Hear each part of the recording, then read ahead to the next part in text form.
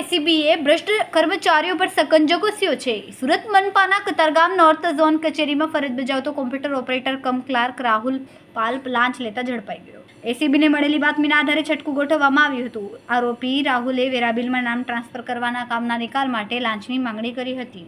એસીબીની ટીમે કચેરીની બહાર આવેલા વોશરૂમમાં લાંચ લેતા તેને રંગે હાથ ઝડપી પાડ્યો। હાલમાં એસીબી દ્વારા કાયદેસરની કાર્યવાહી હાથ ધરવામાં આવી છે।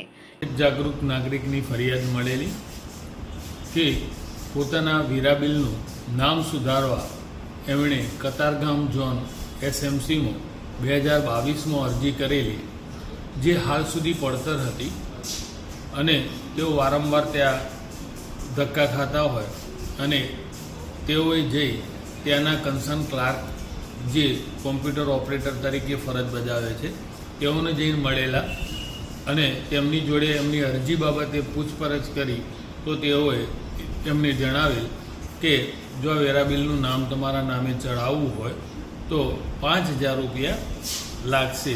જેઓએ લાંચ ન આપ્યો એસીબીનો સંપર્ક કરેલો અને તેઓ 5000 રૂપિયાની લાંચ લેતા રેડ પકડાયેલા છે।